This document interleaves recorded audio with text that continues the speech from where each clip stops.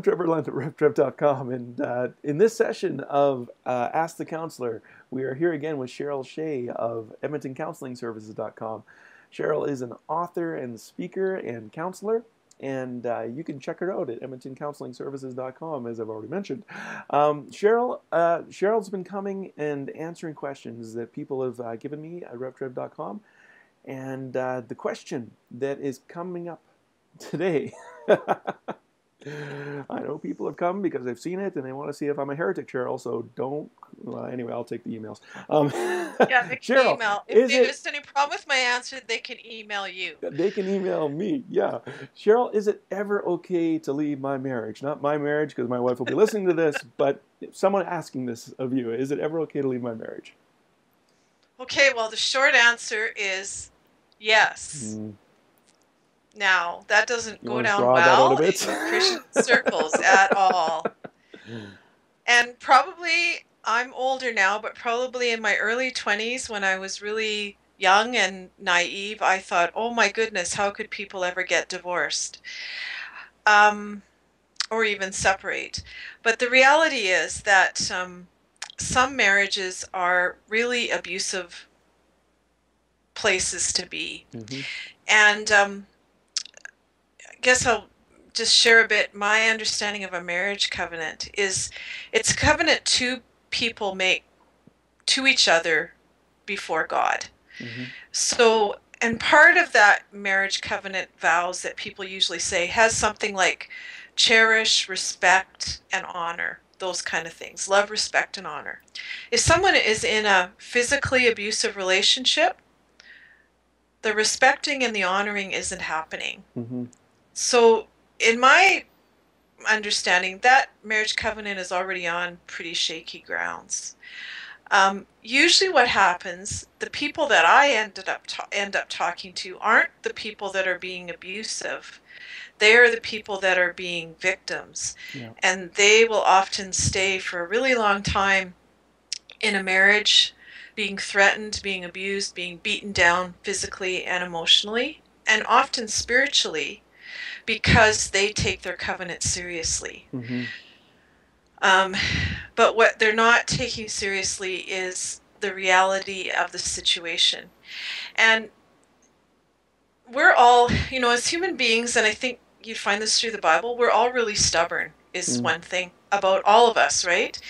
If we're in a relationship with someone and we have developed a certain style of relating where someone else is abusive and we're a victim, that pattern will stay until someone changes. Mm-hmm. And it usually has to be the person that is the one being abused. That they have to change somehow to get the other person to look at their behavior. Now, I am not saying that someone should, because they're having difficulties in their marriage, should leave. It should be, that's why I said the very short answer. The longer answer is, after lots of prayer, lots of discussion with counselors, with whoever your spiritual leader is in your church or your community, and after a long period of time, it might be that it's time to leave your marriage. It's not a quick decision, and it certainly isn't a quick fix. Anyone I know that's had to do that hasn't been an easy road.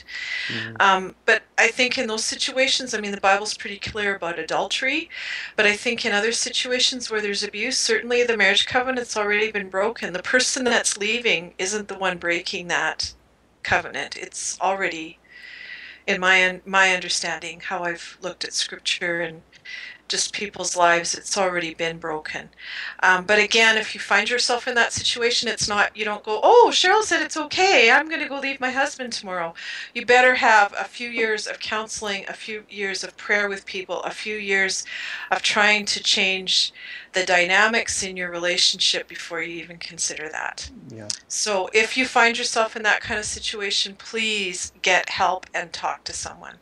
Yeah, and I would probably just add with that too is I never have ever told anyone to go put themselves in harm's way. Like Yeah. we're not doormats, and just the tragic situations that I've tried to help with, Yeah. where physical danger,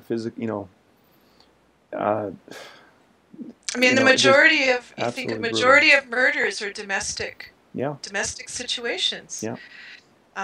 So yeah, and I mean another thing that I know people will often say is, well, we're staying together for the sake of the kids. Hmm.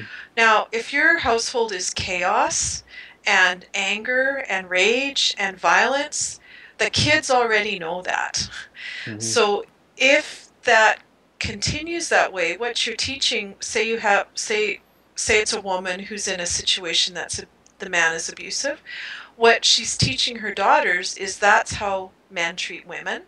That's how you should expect to be treated. Hmm. And if she has a son, she's teaching him that's how men treat women. Hmm. So to stay in a marriage for the sake of the kids is not, you're not fooling them. They know. They know that things are not good. Doesn't matter how old they are. They know. So the most important thing is to be honest about what's going on. Yeah. The other dynamic in that too is,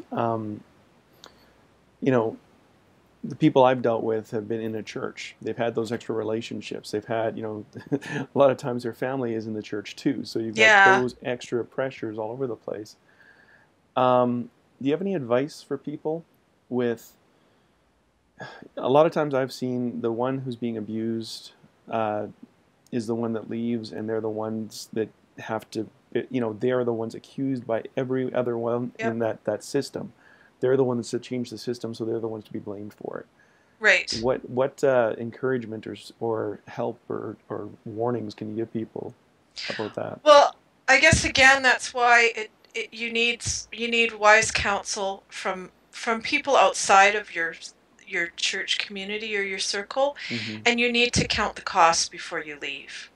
Um, and that's why it also takes time. It's not, oh, we've been fighting for 3 years and now I have never talked to anyone, but I'm going to leave tomorrow, because there Yeah. will be those repercussions. So so you have to have be aware of those kind of things. And that often is the case. The person that, some people are so abusive that what they actually end up doing is they will never be the ones to leave, Hmm. but they will make you have to make that decision to leave. So once again, they've abused you by making you look like the marriage wrecker. So that's not an uncommon dynamic. And that's something that you have to be aware of. And you really have to count the cost. And um, there will be some rough times if you are in a situation like that and you decide to leave. There will be some rough times, but you will start to be able to thrive because you will not be continually in that abusive situation. Hmm. Yeah, and if you are in this kind of situation, like get get that support. Like you got to be careful that you're not just trying to what's the word I'm looking for? If you can get enough of your friends and enough of your families against the other guy, then you're okay. Probably you gotta you've been hurt, but anybody who's been hurt also wants to hurt. And what are some things that you're doing too? But what am I trying to say here? Get You don't those want get to those build relationships. your cheering Get some. section. Yeah, don't get a cheering section, but get wise counsel. That's what I want to say. Yes. Get Yeah. wise counsel. Um, so if you need some wise counsel, talk to Cheryl. If you're angry, talk to me. Cheryl's at EdmontonCounselingServices.com, and she does do Skype counseling. And thank you, And Cheryl. for real Oh, counseling if you're in the Edmonton area. yeah, real counseling.